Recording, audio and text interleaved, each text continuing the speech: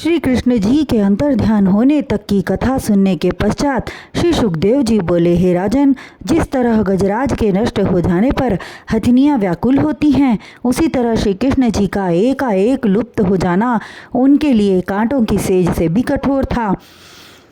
वे अत्यंत अधीर होकर कहने लगी, हे वन वृक्षों, अभी कुछ क्षण पूर्व नटवर नागर रास बिहारी हमारे संग रास कर रहे थे। हम भी उनके साथ अति प्रसन्न थी, परंतु न जाने क्यों वे हमसे रुष्ट हो गए और पल भर में ही अंतर्ध्यान हो गए। हमारी आंखें उन्हें देख नहीं पा रही हैं। यदि तुम देख रहे हो तो मुझे बताओ कि वे इस समय कहाँ हैं। फिर वह दूसरी सखी से पूछने लगी कि क्या तूने चितचोर को देखा है? तब दूसरी गोपी, जो उससे कम व्याकुल न थी, वह कहने लगी, अरे पगली, यदि मैंने उन्हें देखा होता तो क्या जाने देती। तत्पश्चात वे पशु पक्षियों से कहने लगी, हे पक्षीगणों, हम तुम्हें देवता समझती हैं। तुम सब दूर दूर तक उड़कर जाते हो।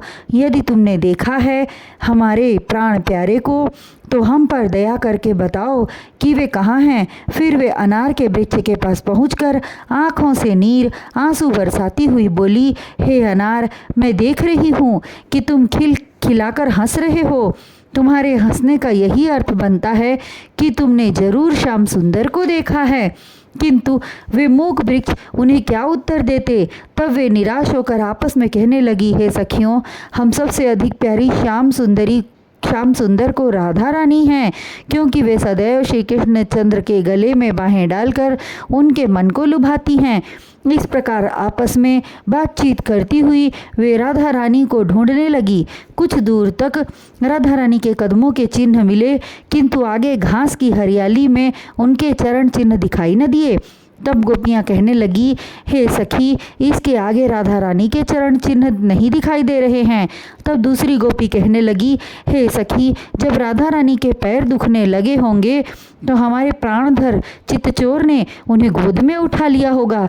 राधा रानी के समान हमारे भाग्य कहाँ। उसी समय एक हिरण कुलाचे भरता हुआ उनके सन्मुख से गुजर गया। यह देखकर सखियों ने कहा, दौड़ो चलो, मुझे लगता है कि यह हिरण वहीं भागा जा रहा है जहाँ इस समय जहाँ पर हमारे प्राण प्यारे हैं। गोपियाँ दौड़ने लगी और वहाँ पहुँची जहाँ राधा रानी अकेली बैठी श्याम सुंदर के विरह में व्याकुल हो रही थीं।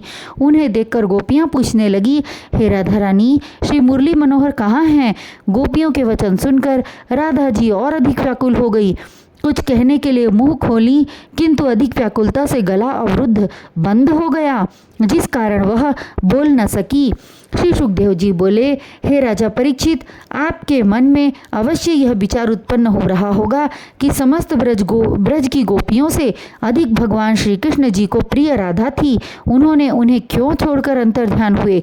राजा परीक्षित बोले, हे राजन, जब भगवान श्री कृष्ण सभी गोपियों के सन्मुख से अंतर्ध्यान हो मात्र राधा के पास रहे, तब उन्हें अपने सौंदर्य पर अभिमान हो गया कि मैं सर्वश्रेष्ठ हूँ। अब ये मेरे वश में हैं, मुझसे अधिक किसी गोपी को प्रेम नहीं करते। भगवान श्री कृष्ण अंतर्यामी हैं, हर प्राणी के मन की बात जानते हैं, साथ ही साथ जिसे अपना प्रिय समझते हैं उसका गर्व भी हरण कर लेते हैं। इसलिए उन्हें गर्वहारी भी कहते हैं। उनके लिए सब एक समान हैं। जब उनके साथ चलते चलते राधा रानी बोली, मेरे पांव थक गए हैं, अतः अब मैं आगे नहीं चल सकती, इसलिए तुम मुझे अपने कंधे पर बिठा लो। यह वचन सुनकर नटनागर बोले, आओ मेरे कंधे पर बैठ जाओ। प्रभु के इस तरह के वचन को सुनकर वह अत्यंत प्रसन्न हुई और जो ही अपना पैर उठाकर उनके कंधे पर बैठना चाही, उसी क्षण वे अंतर्ध्यान हो गए और राधा रानी अकेली रह गई।